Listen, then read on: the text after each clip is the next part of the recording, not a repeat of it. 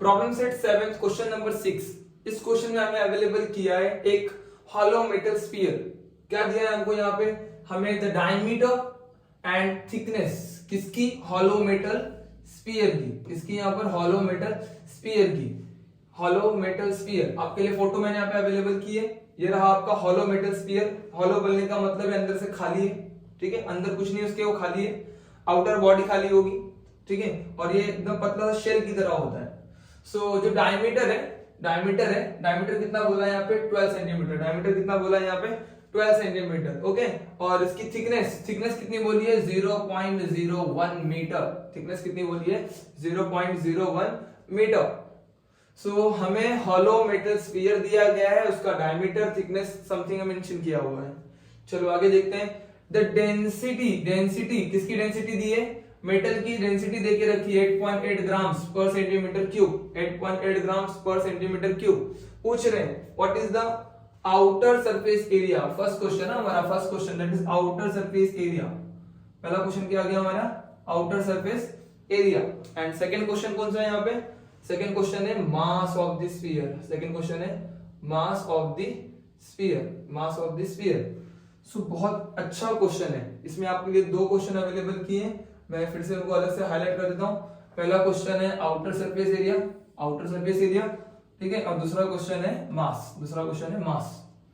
सो बहुत सिंपल से क्वेश्चन है, थोड़ा सा हमें आइडिया लगाना पड़ेगा, यहाँ पे थोड़ा साइंस का भी यूज करेंगे कुछ हद तक, ठीक है। सो कैसे करना है इसको सॉल्व? पहले हम लोग यहाँ पे इस डायग्राम पे मार्क आउट कर देते हैं जो हमारे अवेलेबल डायमेंशंस हैं। सो हमें बोला था डायमीटर, अभी डायमीटर जो हॉलो स्फीयर का होगा वो आउटर ही मेजर होता है हमेशा। ध्यान रखना, डायमीटर कैसे मेजर होगा? हमेशा आउटर से मेजर होगा। सो यहां से जो डायमीटर है, ये डायमीटर एक्चुअली ऐसे आएगा पूरा का पूरा आउट टू आउट, ठीक है। सो ये डायमीटर कितना बोला है? डायमीटर कितना बोला था? 12 सेंटीमीटर। सो डायमीटर कितना है? 12 सेंटीमीटर।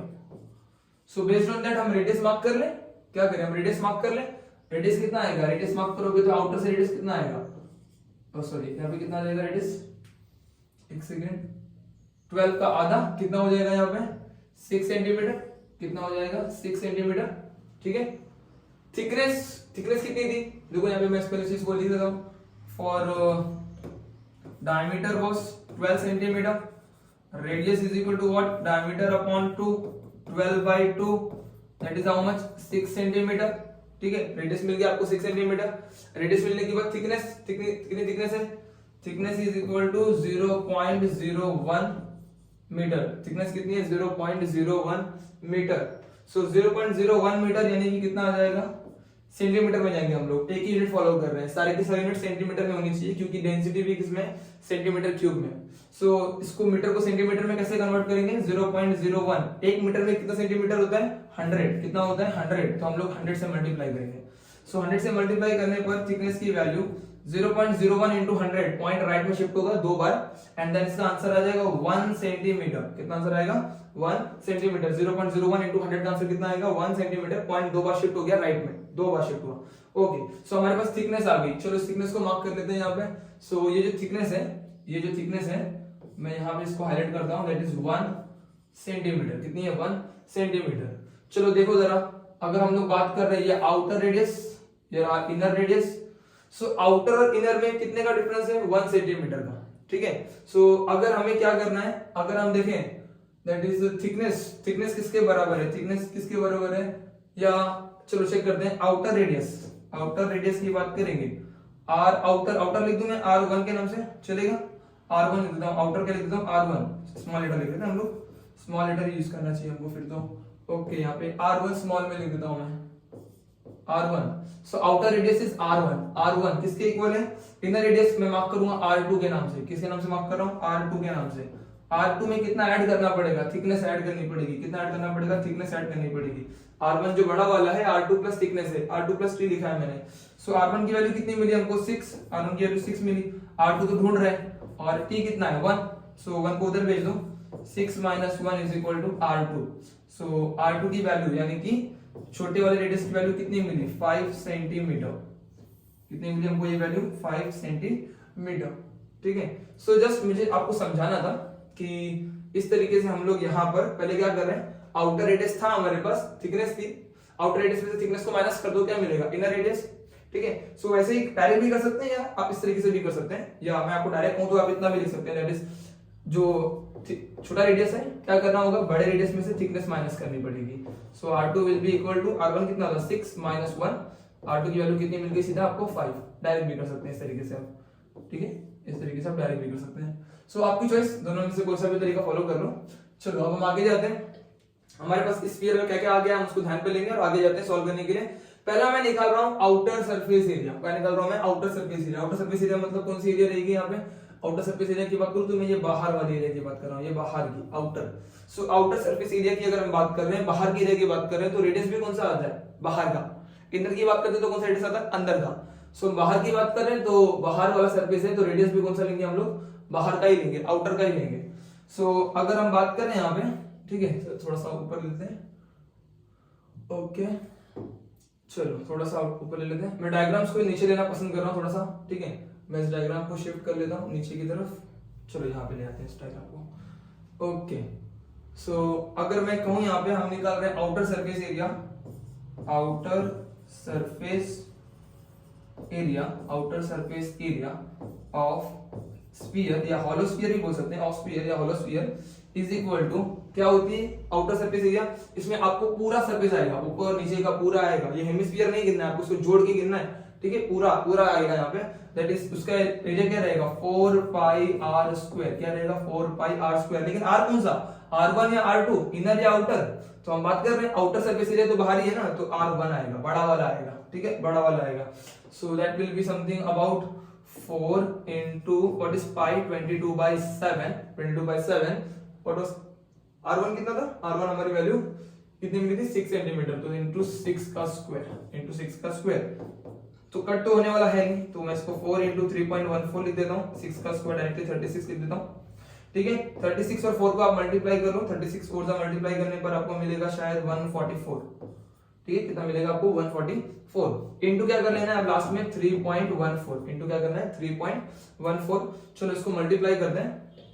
सो इसको मल्टीप्लाई करने के लिए 144 इंटू 3.14, 4 4 जा 16, 1 कैरी, 4 4 जा 16, 1 कैरी, सॉरी यहाँ पे 1 ऐड भी होगा ना, तो हमें 1 को ऐड भी करना चाहिए, एक सेकेंड। 4 4 जा 16, 1 को ऐड किया तो कितना मिला 17, 1 कैरी, 4 1 जा 4 प्लस 1 5 प्लस 4 1 जा 4, 4 1 जा 4 and 1 1 जा 1 plus 3 4 जा 12, 1 carry, 4 3 जा 12, 12 plus 1 13, 1 carry, 3 1 जा 3 plus 1 4, ऐड करके कितना मिलेगा 6 and 7 plus 4 11 plus 2 13, 1 carry, 5 plus 1 6 plus 4 10, 3 13, 1 carry, 1 plus 1 2 plus 4 कितना हो जाएगा 6।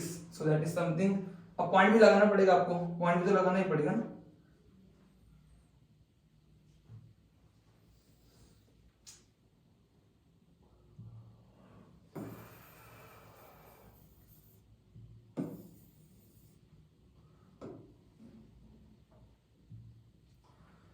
सो मल्टीप्लाई कर लेते हैं, दैट इज 144 इनटू 3.14, ठीक है। सो 4 4 जा 16 हो जाएगा, 4 4 जा 16 प्लस 1 17, 1 कैरी, 4 1 जा 4 प्लस 1 5, ओके, 4 1 जा 4, 4 1 जा 4 एंड 3 1 जा सॉरी 1 1 जा 1, यहाँ पे 1 1 जा कितना जाएगा 1, ओके 144। अभी यहाँ पे दो बार प्लस डाल देते हैं एंड देन इसको कैलकुलेट करते हैं। 4 3 जा 12, 1 कैरी, 4 3 जा 12 प्लस 1 3, 1 कैरी, 3 1 जा 3 प्लस 1 4 हो जाएगा, ओके। सो 6 7 प्लस 4 11, 1 कैरी, ये हो जाएगा 12, 1 कैरी, सो हो जाएगा 1 प्लस 1 2 प्लस 3 5 एंड 4, कितना मिला 4 5 2 1 6। कितनी एरिया मिली हमको यहाँ पे, इसकी पॉइंट लगाना रह गया, पॉइंट भी लगा लेते हैं। सो 2 नंबर के बाद पॉइंट है तो यहाँ पे पॉइंट कहाँ पे आएगा, यहाँ पे आएगा। 2 नंबर के बाद 2 डिजिट के बाद पॉइंट है, यहाँ पे तो 2 डिजिट के पहले पॉइंट लगा देनी है। सो क्या आंसर मिल रहा है हम लोग को यहाँ पे 452.16, 452.16।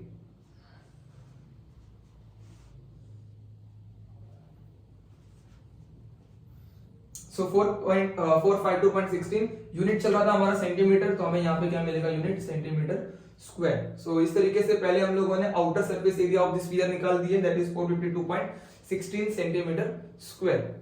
सो अब चेक करते हैं अगला पार्ट, अगला क्वेश्चन, ठीक है। मैं इस पार्ट को इसको रफ भी कर देता हूँ, ओके, इसको रफ कर देता हूँ, डिलीट, ओके। सो हमें अब क्या करना चाहिए, अब हमें निकालना है आउटर सरफेस एरिया तो निकाल दिया हमने, अब मास निकालना है। क्या करना है अभी, मास निकालना है। सो थोड़ा सा यहाँ पे आपको रेफरेंस बता देता हूँ। सो मास निकालने के लिए आपको दिया क्या है, सपोर्ट में एक्स्ट्रा चीज क्या दी आपको, डेंसिटी दी है। क्या दी आपको एक्स्ट्रा चीज, डेंसिटी। सो डेंसिटी आपके काम आएगी मास निकालने के लिए, यही एक चीज है जो आपके काम आएगी। सो डेंसिटी, डेंसिटी कितनी दी हम लोग को, लिख देता हूं मैं यहाँ पे, डेंसिटी है, व्हाट इज डेंसिटी, 8.8 ग्राम पर सेंटीमीटर क्यूब। अब बहुत इंपॉर्टेंट है कि आपकी जो डेंसिटी का यूनिट बहुत इंपॉर्टेंट है, यहाँ यूनिट सेंटीमीटर क्यूब है ना, और क्या आपने आंसर भी अपना वॉल्यूम वगैरह कुछ निकालोगे तो वो किसमें होना चाहिए, सेंटीमीटर क्यूब में होना चाहिए, सेंटीमीटर में चलना चाहिए, मीटर स्क्वायर भी नहीं, मिलीमीटर भी नहीं, सब कुछ में चलना चाहिए सेंटीमीटर में, ठीक है। सो डेंसिटी अवेलेबल है, ठीक है, मैं यहाँ पे लिख देता हूँ डेंसिटी अवेलेबल है।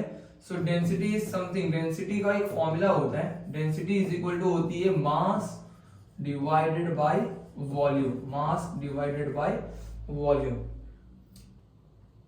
तो मैंने आपके लिए फोटोज ले ली यहाँ पर, ठीक है। So density is equal to mass upon volume रहेगा। तो अगर हमें मास चाहिए तो हमें डेंसिटी पता होनी चाहिए, एंड ऑफ कोर्स क्वेश्चन में हमें लिख करके दी गई है डेंसिटी, कितनी दी हमने अभी लिखी भी, 8.8 ग्राम पर सेंटीमीटर क्यूब। सो डेंसिटी तो हमारे पास है, ये तो हमारे पास अवेलेबल है, ठीक है।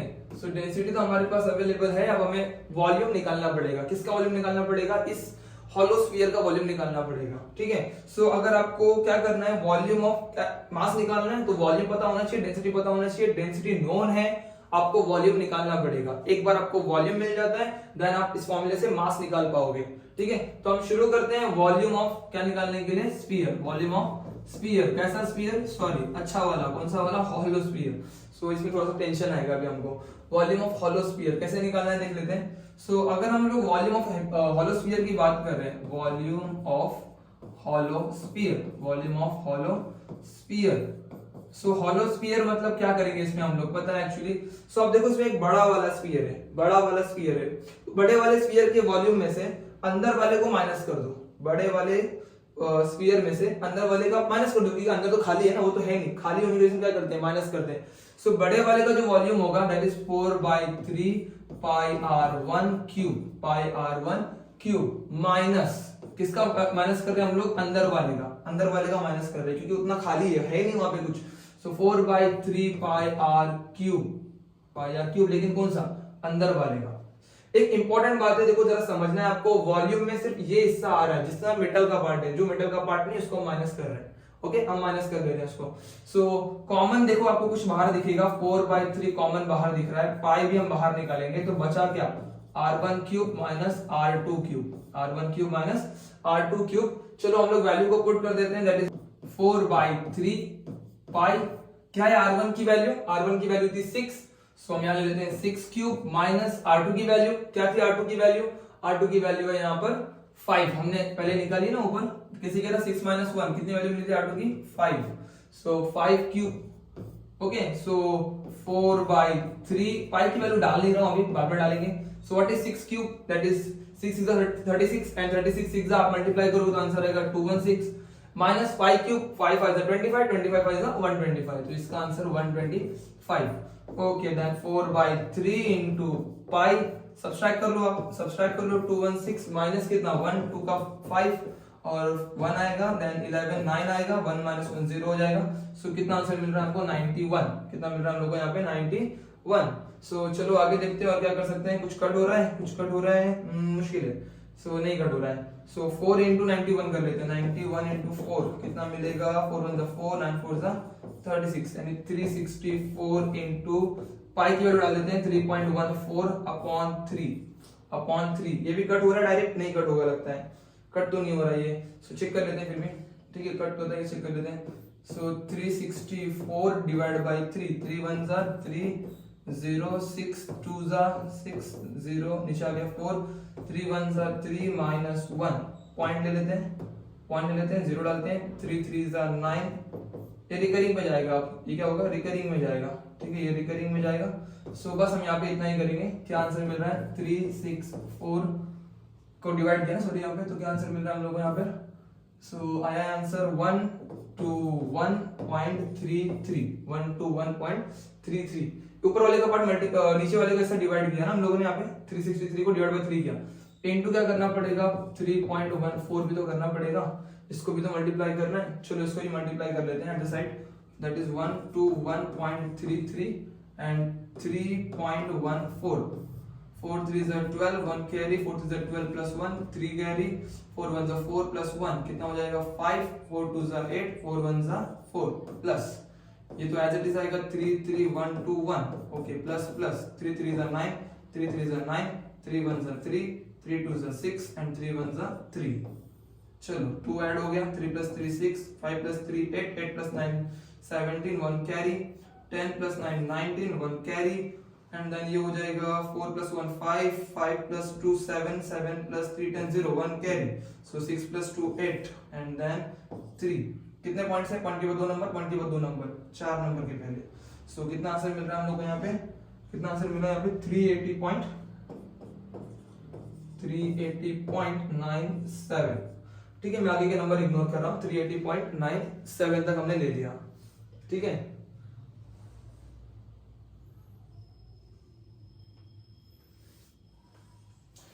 सो इसका यूनिट मेंशन कर देते हैं, यूनिट क्या आएगा यहाँ पर सेंटीमीटर क्यूब, सेंटीमीटर क्यूब। सो 380.97 सेंटीमीटर क्यूब हमारा यहाँ पर वॉल्यूम आ चुका है। अब आगे बढ़ते हैं हम लोग, ये आपका कैलकुलेशन का पार्ट था, आप रफ में कर रहे हैं, मैंने आपके सामने दिखाने के लिए खाली किया है। चलो मैं इसको रफ कर देता हूँ, ओके डिलीट। अब हमारे पास आ चुका है फाइनली वॉल्यूम, क्या आ चुका है हमारे पास फाइनली वॉल्यूम आ गया है, एक सेकेंड, ओके हमारे पास क्या आ गया वॉल्यूम। सो हमने फॉर्मूला लिखा था डेंसिटी और वॉल्यूम, वॉल्यूम पता है डेंसिटी पता है, क्या निकालेंगे अब मास। ठीक है, इस फॉर्मूले में हम लोग आते हैं वापस से, क्या थी डेंसिटी का फॉर्मूला, डेंसिटी का फॉर्मूला था density was equal to mass divided by volume, mass divided by volume, volume of what, volume of hollow sphere, volume of hollow sphere, volume of hollow sphere. Density कितनी बोली question में, कितनी question में density बोली थी, check कर low density कितनी थी, हम यहाँ पे कॉपी कर लेते हैं 8.88, 8.88 यहाँ पे लिख सकते हैं, यहाँ लिख सकते हैं 8.88। सो इसकी वैल्यू यहाँ पे डेंसिटी की वैल्यू लिख देते हैं 8.88 इज इक्वल टू मास, मास तो अननोन है, वॉल्यूम पता है अभी भी निकाला है, कितना मिला है 380.97, 380.97। इसको आप क्रॉस कर दो, मास निकालने के लिए इसको क्या कर दो आप सिंपली क्रॉस कर दो। ठीक है, सो हमें आंसर कैसे मिलेगा 8.88 into 380.97 is your mass is equal to mass। चलो मल्टीप्लाई करते हैं, काफी बड़ा नंबर है, जरा संभल के करना चाहिए हम लोगों ने। 380.97 8.88, ओके मल्टीप्लाई करते हैं, 8 7 जा 56, 5 कैरी, 8 9 जा 72 प्लस 5 77, 8 into 0 0 प्लस 7 7 आ गया, 8 8 जा 64 सॉरी 8 is 64, ये रफ करना पड़ेगा, 8 is 64, सो 4 लिख देते हैं, 6 कैरी, 8 3 is 24 plus 6 30। ठीक है, सो फिर से एक बार वेरीफाई करेंगे, 8 7 is 56, 5 carry, 8 9 is 72 plus 5 77, 7 carry, 8 into 0 0, 7 add हो जाएगा, 8 is 64, 4 6 कैरी, 8 is 24, 24 plus 6 30, यानी सेम करेक्ट है। चलो इसी पर भी तो सेम ही आंसर आना है, ठीक है, इसी पर भी तो क्या होना है सेम ही आंसर आना है। चलो उसको डायरेक्ट लिखते हैं अभी हम लोग 6 7 7 4 0 3। अब ध्यान से ऐड करते हैं, 6 7 plus 6 13, 1 कैरी। ठीक है, सो ये 7 7 एंड ये 7 बन जाएगा, ऐड हमारा आया था ना एक, सो 21 1 2 carry, 7 plus 7 14 and 14 plus 6 20 20 0 2 carry, 2 plus 0 2 plus 4 6 6 plus 7 13 3 1 carry, 4 plus 3 7 plus 1 8 3 and then this is 3, so 338301336 इतना बड़ा नंबर आया है हमारे पास। चलो पॉइंट कितने नंबर के बाद, 2 पॉइंट नंबर 2, टोटल नंबर कितने 1 2 3 4, यानी कि यहाँ पे पॉइंट आ गया, तो कितना मिल रहा है आंसर इन दोनों को मल्टीप्लाई करके 3383.01.013। चाहो तो लिखो, आगे का नंबर नहीं लिखना है इग्नोर कर दो, कोई बात नहीं, पॉइंट के बाद 2 नंबर लिखो काफी। इज योर मास, ठीक है, is your mass. So book में हम लोग क्या कर सकते हैं, कुछ कुछ जगह पे ऐसा भी लिखा मिलेगा 3383.1 भी, सो ठीक है 3383.01 या 1 आंसर एक अप्रोक्सीमेट रेंज पर है। आप इसको थोड़ा सा करेक्टली चेक करना, शायद आपको कोई वेरिएशन मिले। ठीक है, ये चलेगा, ये भी चलेगा। ओके, सो यहाँ पे हम लोग चेक कर लिया, सीधा करके इसको लिख देते हैं हम लोग, that is mass of hollow sphere, mass of hollow sphere is, देखो मास डेंसिटी का यूनिट क्या था, ग्राम पर सेंटीमीटर क्यूब। डेंसिटी किसमें थी, देखो यहाँ पे क्वेश्चन में डेंसिटी थी आपकी ग्राम पर सेंटीमीटर क्यूब। ग्राम यानी मास का यूनिट ग्राम यूज कर रहे हैं, किलोग्राम नहीं, मास का यूनिट ग्राम यूज कर रहे हैं। सो यहाँ पर जो भी मास आ रहा है, दैट इज यहाँ पे जो भी मास आ रहा है, सो मास ग्राम में होगा। ठीक है, so mass of the hollow sphere is 3383.01 gram. Clear हो रहा है आपको, 3383.01 ग्राम। वैसे ही अगर हम यहाँ पे यही चाहे तो किलोग्राम में बताना है आपको, सो यही चीज को हम किलोग्राम में लिखेंगे तो इस 33, इसको आप क्या करोगे, एक्चुअली 1000 से डिवाइड करोगे। सो क्या करोगे यहाँ पे 1000 से डिवाइड करोगे, 1000 से डिवाइड करोगे तो पॉइंट शिफ्ट हो जाएगा, तो 3.383 किलोग्राम भी आप बोल सकते हैं, 3.383 किलोग्राम। ये ग्राम में है, ये वाला किलोग्राम में, पॉइंट लेफ्ट में शिफ्ट हुआ, ये यहाँ पे डिवाइड बाय 1000 कराया हमने। ठीक है, अब ये और कोई डिफरेंस नहीं है। सो इस तरीके से हम लोगों ने मास ऑफ हॉलो स्फीयर यानी दूसरा क्वेश्चन कंप्लीट कर लिया है।